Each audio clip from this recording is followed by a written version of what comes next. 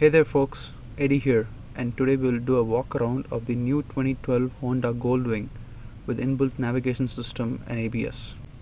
For after almost 10 years, Honda decided to upgrade its flagship tourer for the 2012. They did not change the platform. The legendary 1832cc engine, the tranny and the chassis remained the same. The upgrade was more to the styling and comfort and the electronics. For the 2012, they improved the look and feel. The body is multicolored. The front lights have a black accent, giving a much aggressive appearance. The shapes of the side saddlebags have been revised, which also offers more storage capacity up to 7 liters. The wheels are clear coated from the factory for an improved appearance and easier cleaning. On the comfort department, they added new seat covers with extra urethane seat material. The audio system is equipped with SRS surround sound, new for the 2012. The front suspension settings have been fine-tuned for better handling and comfort. Also new for the 2012, you get the option to connect an iPod or any other USB mass storage device containing MP3 or WMA files and control them through the audio interface. The connector is located in the trunk. The fairing is wider, thus offering less buffeting and warmer legs on those cool days. New for the 2012 navigation system are the lane guidance feature, junction view, 3D terrain view, and a new GPS receiver that captures satellite signals faster. Plus, with tripplanner.honda.com, one can plan trip routes on their home computer and upload them into the navigation system. Now, a quick look at the specs. Of course, you have the Goldwing's 1832cc fuel-injected, horizontally opposed 6-cylinder engine. Ignition is computer controlled. It has 2 valves per cylinder. It has a 5-speed transmission, including overdrive plus electronic reverse. The front suspension has a travel of 4.8 inches and the rear 4.1. The weight of the bike is around 920 pounds. It holds 6.6 gallons of regular unleaded gas with an EPA rating of 35 miles per gallon.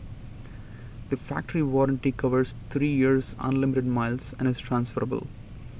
You can get an additional 4 years coverage with the Honda production plan, making it a total of 7 trouble-free years.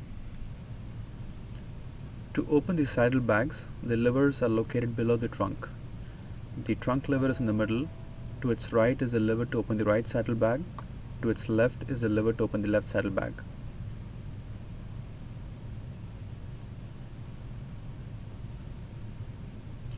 In the trunk, you have the Getting Started guide, the Honda Riding Tips booklet, the navigation system instructions,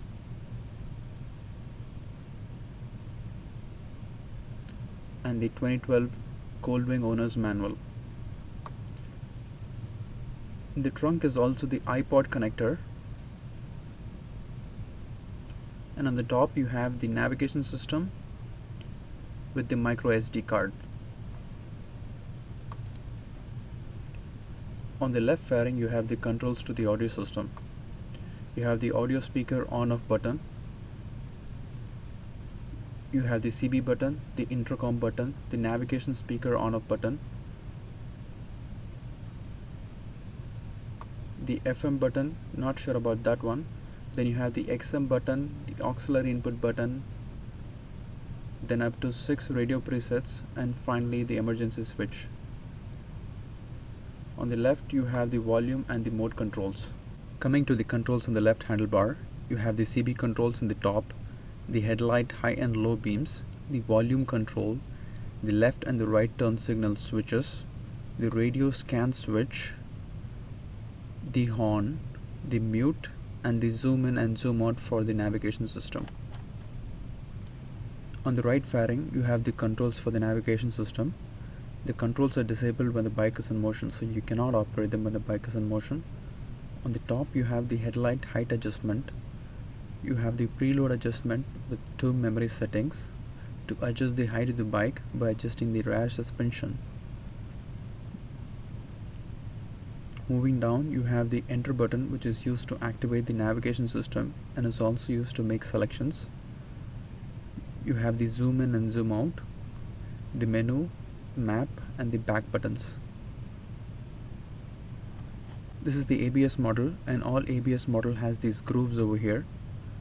Moving along, you have the display button, which activates the navigation system, and then you have to press the enter button in the right fairing to actually turn on the navigation system. I will have a separate video on the navigation system and its features. Then you have the info button, which shows the air temperature, the preload adjustment setting, the headlight adjustment.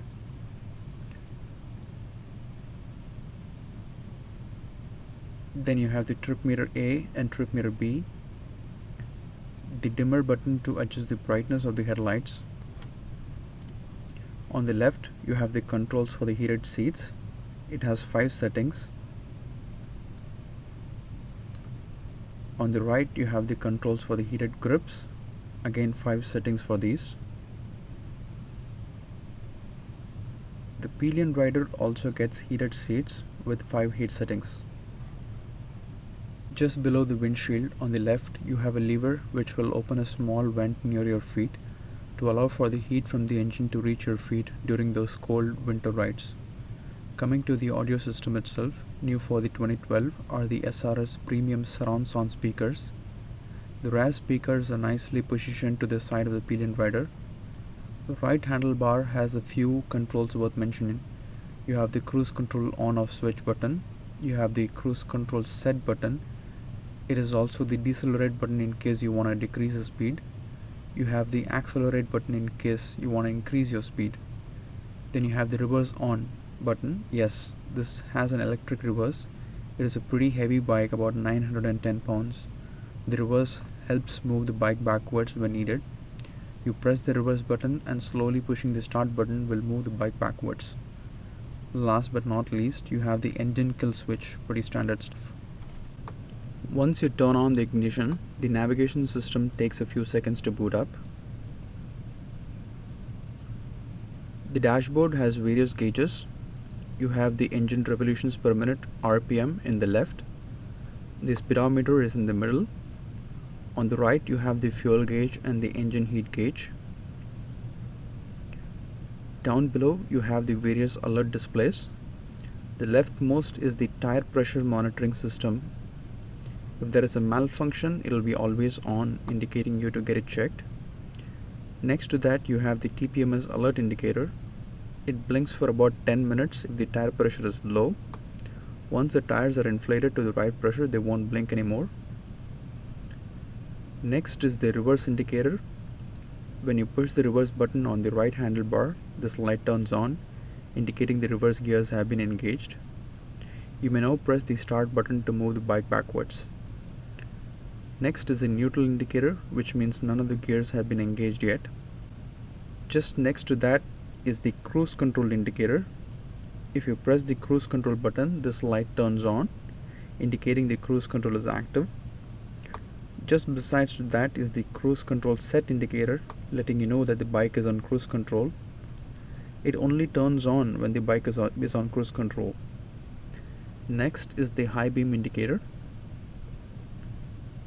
Moving along, you have the fuel low indicator, which turns on when the fuel is low and it's time to fill some gas.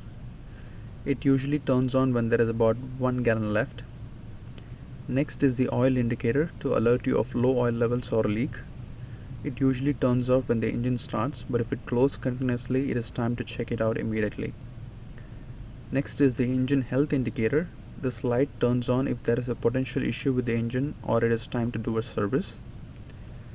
Next is the ABS indicator. Under normal circumstances, the ABS indicator turns off soon after the bike is in motion. If it does not turn off, that could indicate a problem with the ABS system and should be checked out immediately. Before I finish, I want to mention about the key fob that comes with the Goldwing. It offers the central locking for the trunk, the right and the left saddlebags. You also have an option to remotely open the trunk lid.